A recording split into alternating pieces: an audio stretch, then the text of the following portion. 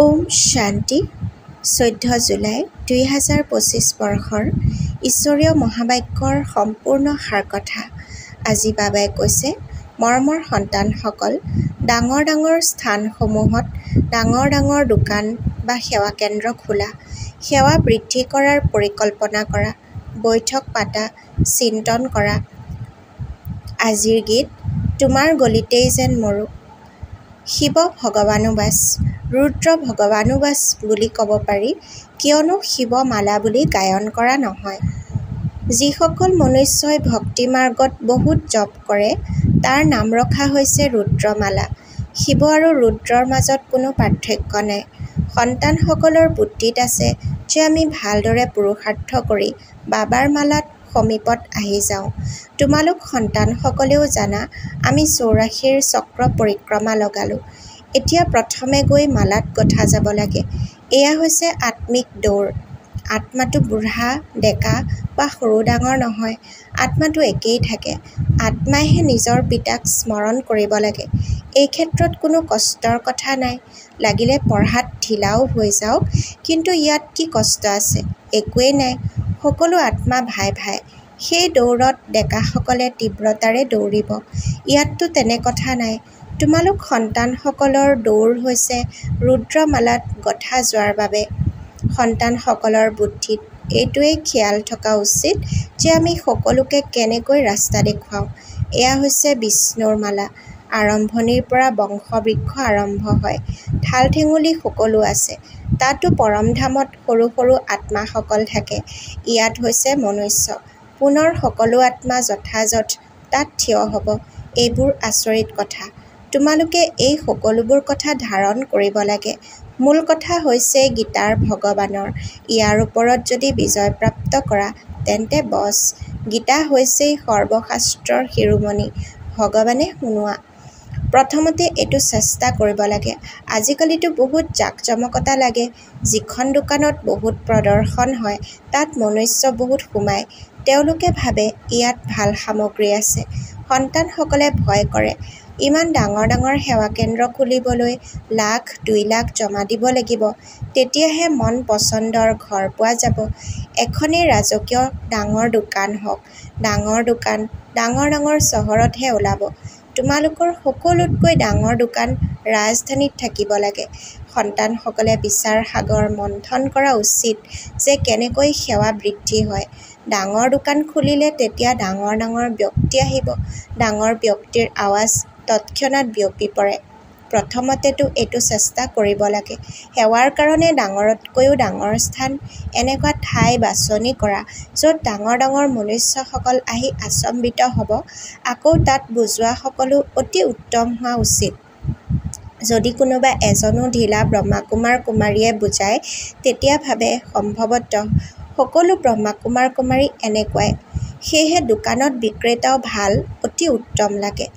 এয়াও বেপাৰ নহয় জানো? পিতাই কয়, সন্তানসকলে সাহস কৰিলে বাপ দাদাই সহায় কৰে। সেই বিনাশী ধনটো কোনো কামত নাহিব। আমিতো নিজৰ অবিনাশী উপাৰ্জন কৰিব লাগে। ইয়াত বহুতৰে কল্যাণ হ'ব। যেনেকৈ এওঁ ব্ৰহ্মায়ো কৰিলে। কিন্তু কোনোবা ভোকত মৰে জানো? তোমালোকেও খোৱা, এওঁ খায়। ইয়াত যি খোৱা বোৱা পোৱা যায়, সেয়া আৰু ক'তো পোৱা নাযায়। এই সকলোবোৰ সন্তানসকলৰে নহয় জানো? সন্তানসকলে নিজৰ ৰাজ্য স্থাপনা কৰিব লাগে। এই ক্ষেত্ৰত বহুত বিশাল বুদ্ধিৰ প্ৰয়োজন। ৰাজধানীত নাম প্ৰচাৰিত হ'লে তেতিয়া সকলোৱে বুজি যাব। সকলোৱে ক'ব, যথাযথ। এওঁলোকেতো সঁচা কথা কয়। বিশ্বৰ মালিকটো ভগৱানেহে কৰি তুলিব। মনুষ্যই মনুষ্যক জানো বিশ্বৰ মালিক কৰি তুলিব? বাবাই সেৱাৰ বৃদ্ধিৰ কাৰণে মতামত দি থাকে। সেৱা বৃদ্ধি তেতিয়াহে হ'ব, যেতিয়া সন্তানসকল উদাৰ অন্তৰৰ হ'ব। যিয়েই কাৰ্য কৰা উদাৰ অন্তৰেৰে কৰা। যিকোনো শুভকৰ্ম নিজেই কৰা, এইটো বহুত ভাল। কোৱাও হয়, যিয়ে নিজেই কৰে তেওঁ দেৱতা, যিয়ে ক'লেহে কৰে তেওঁ মনুষ্য, যিয়ে ক'লেও নকৰে তেওঁ দেশ। বাবাতো দাতা। বাবাই জানো কাৰোবাক ক'ব যে এইটো কৰা, এইটো কাৰ্যত ইমান সহযোগ কৰা? নহয়। বাবাই বুজাইছে, ডাঙৰ ডাঙৰ ৰজাসকলৰ হাত কেতিয়াও বন্ধ হৈ নাথাকে। ৰজাসকল সদায় দাতা হয়। বাবাই মতামত দিয়ে, গৈ গৈ কি কৰিব লাগে। বহুত সাৱধানো হ'ব লাগে। মায়াৰ ওপৰত বিজয়ী হ'ব লাগে। বহুত উচ্চ পদ। অন্তিমৰ ফালে ফলাফল ওলাব, তেতিয়া যিসকলে বহুত নম্বৰ লৈ উত্তীৰ্ণ হ'ব তেওঁলোক আনন্দিতও হয়। অন্তিমত সাক্ষাৎকাৰটো সকলোৰে হ'ব নহয়, কিন্তু সেই সময়ত কি কৰিব পাৰিব? ভাগ্যত যি আছে সেয়াই পাব। পুৰুষাৰ্থৰ কথা বেলেগ। পিতাই সন্তানসকলক বুজায়, বিশাল বুদ্ধিৰ হোৱা। এতিয়া তোমালোক ধৰ্ম আত্মা হোৱা। এই সময়ততো এয়া হয়েই পাপ আত্মাৰ সৃষ্টি। ডাঙৰ ডাঙৰ গুৰু আদিক দান কৰে। যেনেকৈ কাশ্মীৰৰ মহাৰজা আছিল, ইচ্ছাপত্ৰ কৰি গ'ল যে আৰ্য সমাজে পাব, তেওঁলোকৰ ধৰ্ম যাতে বৃদ্ধি পায়। এতিয়া তোমালোকে কি কৰিব লাগে? কোনটো ধৰ্মৰ বৃদ্ধি কৰিব লাগে? আদি সনাতন দেৱী দেৱতা ধৰ্মই হয়। এইটোও কাৰো জ্ঞাত নহয়। এতিয়া তোমালোকে পুনৰ স্থাপনা কৰি আছা, ব্ৰহ্মাৰ দ্বাৰা স্থাপনা। এতিয়া সন্তানসকল এজনৰেই স্মৃতিত থাকিব লাগে। তোমালোকে স্মৃতিৰ শক্তিৰেহে গোটেই সৃষ্টিখনক পবিত্ৰ কৰি তোলা। কিয়নো তোমালোকৰ বাবেতো পবিত্ৰ সৃষ্টিৰ প্ৰয়োজন। এইখনত জুই লাগিলে পবিত্ৰ হ'ব। লেতেৰা বস্তুক জুইত দি পবিত্ৰ কৰা হয়। এই জুইত সকলো অপবিত্ৰ বস্তু দাহ হৈ পুনৰ সুন্দৰ হৈ ওলাব। তোমালোকে জানা যে এইখন বহুত শ্ৰী তমোপ্ৰধান সৃষ্টি, পুনৰ সতোপ্ৰধান হ'ব লাগে। এয়া জ্ঞানযজ্ঞ হয় নহয়। তোমালোক হৈছা ব্ৰাহ্মণ। এতিয়া তোমালোক সন্তানসকলে শ্ৰীমতত জ্ঞানযজ্ঞ ৰচনা কৰিছা। এয়া হৈছে জ্ঞানযজ্ঞ। আকৌ বিদ্যালয়ো হৈ যায়। জ্ঞান আৰু যজ্ঞ দুয়োটা শব্দ বেলেগ বেলেগ। যজ্ঞত আহুতি দিব লাগে। জ্ঞান সাগৰ পিতাহে আহি যজ্ঞ ৰচনা কৰে। এয়া অতি মহত্বপূৰ্ণ যজ্ঞ, য'ত গোটেই পুৰণি সৃষ্টি আহুতি যাব। সেয়েহে সন্তানসকলে সেৱাৰ পৰিকল্পনা কৰিব লাগে। লাগিলে গাঁও আদিতো সেৱা কৰা। জ্ঞান বহুত ভাল। সকলোৱে এই জ্ঞান পোৱা উচিত। নিজকে ডাঙৰ ব্যক্তি, তোমালোকক সৰু ব্যক্তি বুলি গণ্য কৰে। তোমালোক বহুত সাৱধানে থাকিব লাগে। সেই পঢ়াৰ লগত আকৌ এই পঢ়াও পোৱা যায়। পঢ়াৰ দ্বাৰা বাৰ্তালাপ কৰাৰ জ্ঞান আহি যায়। আচৰণ ভাল হৈ যায়। অশিক্ষিতজন যেন বুদ্ধিহীন। কেনেকৈ বাৰ্তালাপ কৰা উচিত সেই জ্ঞান নাই। ডাঙৰ ব্যক্তিক সদায় আপুনি বুলি সম্বোধন কৰি কথা পাতিব লাগে। ইয়াততো কোনো এনেকুৱাও আছে যিয়ে স্বামীকো তুমি বুলি কৈ দিয়ে। আপুনি শব্দটো মাৰ্জিত। তোমালোক সন্তানসকলৰ নিচা থকা উচিত যে আমাক ভগৱানে পঢ়ায়। লক্ষ্য উদ্দেশ্য নৰৰ পৰা নাৰায়ণ হোৱাৰ সন্মুখত থিয় হৈ আছে। প্ৰথমে যিসকলে অব্যভিচাৰী ভক্তি আৰম্ভ কৰিছে তেওঁলোকে আহি উচ্চ পদ পোৱাৰ বাবে পুৰুষাৰ্থও কৰিব। বাবাই কিমান ভাল কথা বুজায়, সন্তানসকলে পাহৰি যায়। সেইবাবে বাবাই কয় মুখ্য কথাবোৰ লিখা, বিষয়বস্তু লিখি থকা। ডাক্তৰসকলেও কিতাপ পঢ়ে। তোমালোক হৈছা মাষ্টৰ আত্মিক চাৰ্জন।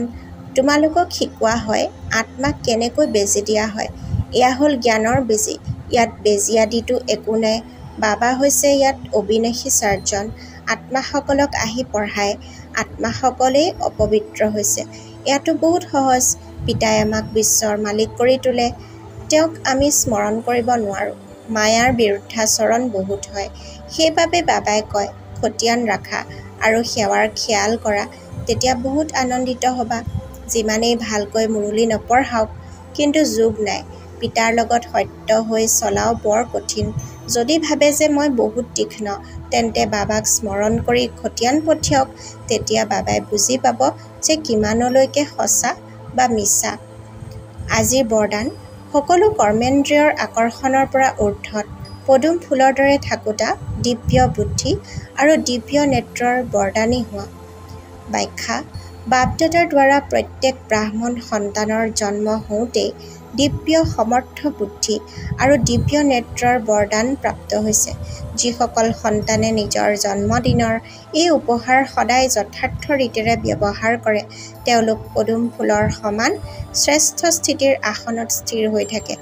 কোনো প্ৰকাৰৰ আকৰ্ষণ, দেহৰ সম্বন্ধ, দেহৰ পদাৰ্থ বা কোনো কৰ্মেন্দ্ৰিয়ই তেওঁলোকক আকৰ্ষণ কৰিব নোৱাৰে। তেওঁলোক সকলো আকৰ্ষণৰ পৰা ঊৰ্ধত, সদায় হৰ্ষিত হৈ থাকে। তেওঁলোকে নিজক কলিযুগী পতিত বিকাৰী আকৰ্ষণৰ পৰা কাষৰীয়া হৈ যোৱা অনুভৱ কৰে। আজিৰ শ্লোগান: যেতিয়া ক'তোৱেই আকৰ্ষণ নাথাকিব, তেতিয়া শক্তি স্বৰূপ প্ৰত্যক্ষ হ'ব। ওম শান্তি। সেৱাৰ সুবিধাৰ অৰ্থে আমাৰ এই চেনেলটো লাইক, ছাবস্ক্ৰাইব আৰু ঈশ্বৰীয় পৰিয়ালৰ সদস্যসকলৰ সৈতে শ্বেয়াৰ কৰিব বুলি আশা কৰিলোঁ। ধন্যবাদ।